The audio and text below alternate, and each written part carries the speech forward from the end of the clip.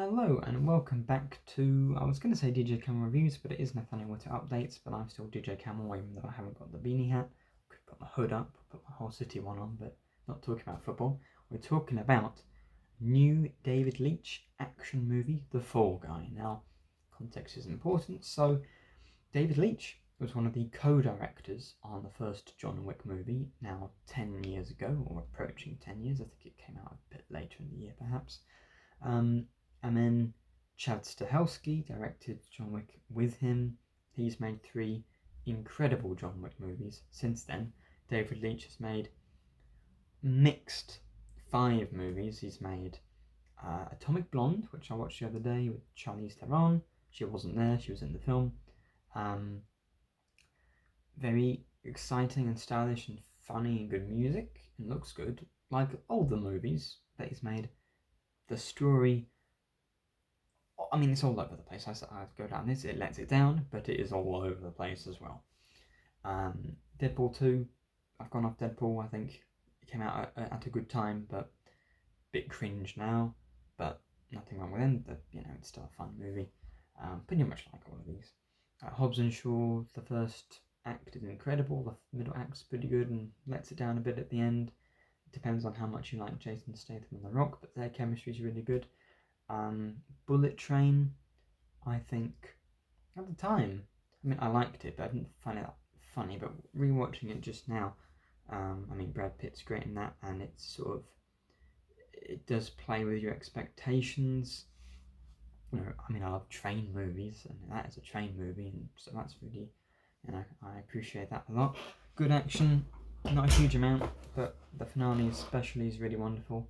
And this, I think, bar the first John Wick movie, which is very different tonally, and I think you can clearly see that maybe Chad Stahelski, with the rest of the films he's directed by himself and movies David Leitch has made by himself, the first John Wick movie is probably more Stahelski than it was Leitch, because all the Leitch movies since then have been sort of action comedies or really stylish, like Atomic Blonde. It wasn't a comedy, but it's still stylized more than John Wick was, I'd say, which was still quite stylish, but with the sort of period piece, I don't know whether you call it a period piece if it was late 1980s, but sort of set in the past.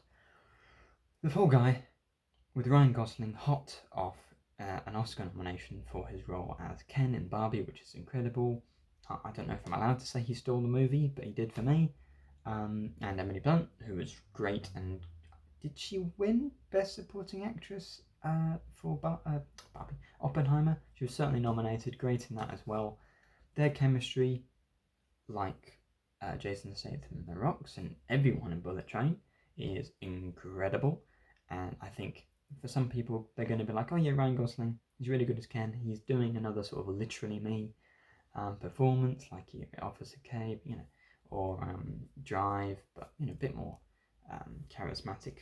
Certainly more Ken than K, I suppose, from Blade Runner. He's really funny in this. There's some good physical gags. I think the physical gags of the film with the stunt work as well work better. Essentially, the story is that Ryan Gosling plays Colt Seavers, based on the 1980s The Fall Guy show. No one saw that, so it's in every way that really counts in terms of how audiences are going to react to it as an original movie. Because no one really saw, or if people saw The Fall Guy, they're not necessarily going to go see this, and if they haven't seen The Fall Guy, it's not going to prevent them from going to see the new one. He is a stuntman who's in love with the director of this new movie, played by Emily Blunt, and he has to go and find the lead actor, played by Aaron Taylor Johnson, who's in a few of these David Leitch movies, was really good in a short role in this film.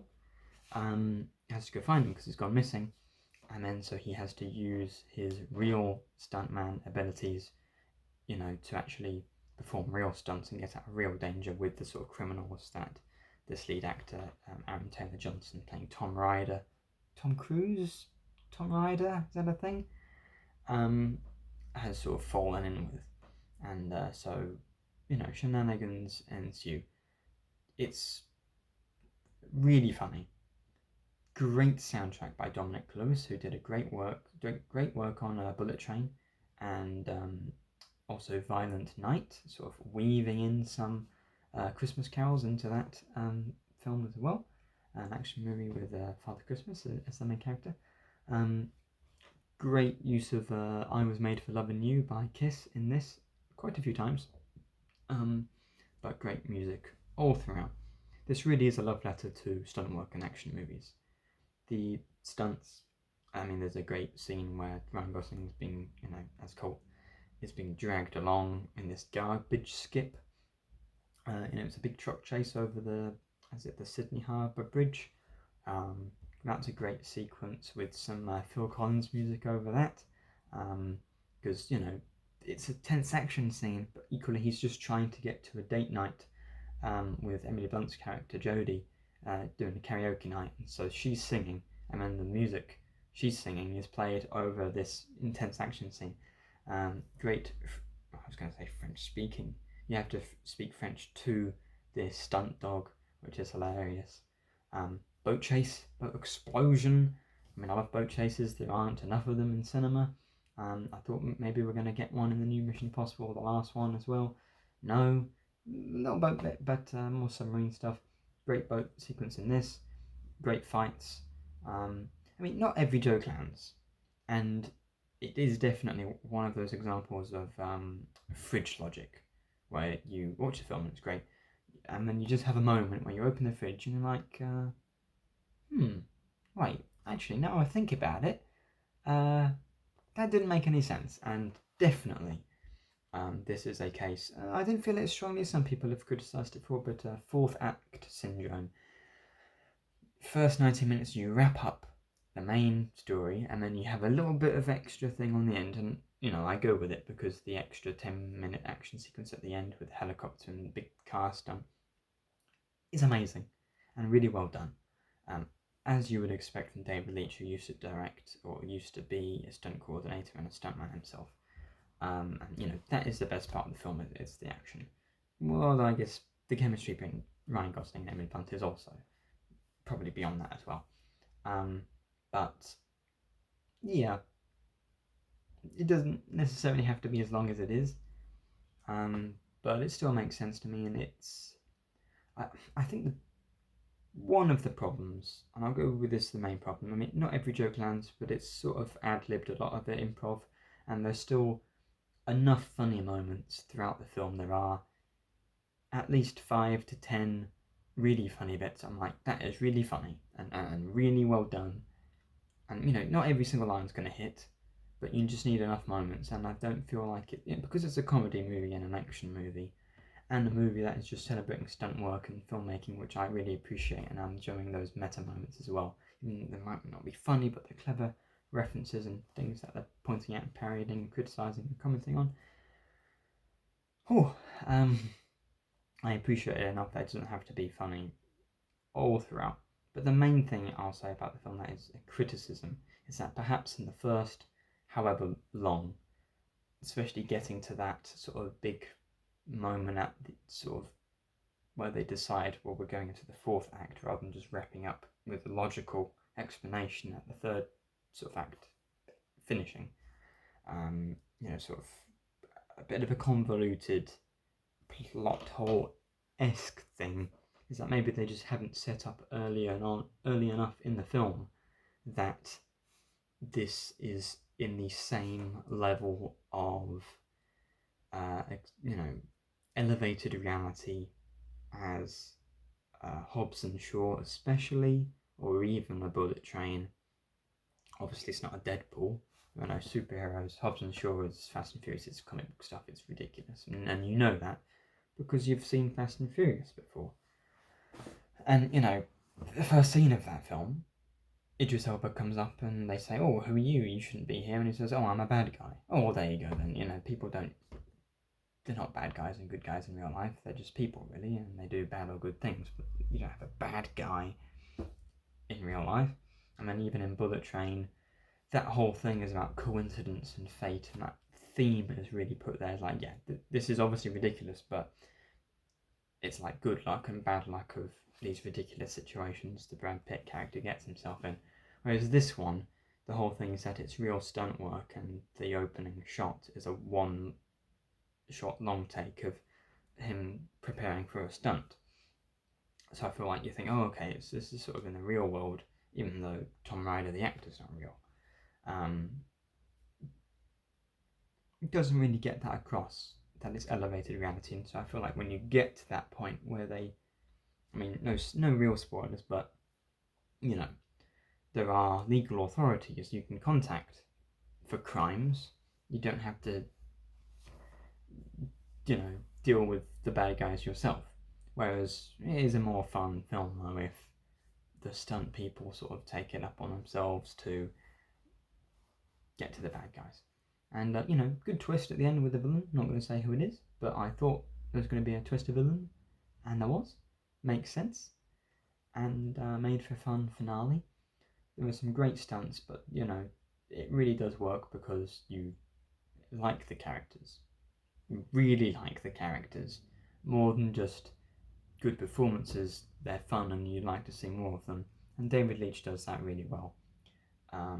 Unfortunately, Bullet Train didn't do that well. This is going to probably do equally well, if not ever so slightly worse, which on a bigger budget, opening the summer with Ryan Gosling and Emily Blunt, bigger, big stars. That is very disappointing. And people say, even though obviously this is not an original movie, because it's, action rom-com with standard ideas, and it is based on a TV show, in every way that matters in terms of whether people are going to go see it. Like Batman, even though that is equally based on something, people have seen that before in a film, whereas this is not a cinematically established or even particularly established with the TV show IP, and it's not being sold as, come watch this if you like the TV show. This is being sold as, this is an action movie with Ryan Gosling, and it just so happens that, I imagine it's probably, oh, I'm David Leitch, I used to be a stuntman, I'm going to direct an action movie about a stuntman. Awesome. Oh, there was a TV show that did exactly that. Well, let's get the rights and make sure we can use these cool concepts that they have and be legally allowed to do the similar stuff, and have some fun references. And it's got a great song. Let's put that in the end credits. That'll boost this original idea rather than, detract from it and make it less original. People are not seeing this not because of the TV show. They're not seeing this not because it's bad as well.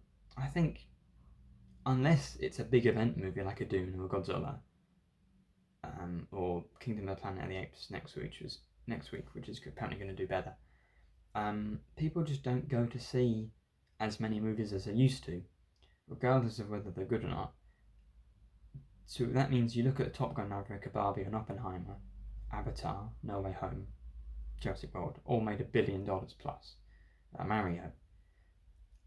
So it's still possible for films to do really well. It's just not as possible for as many films to do well.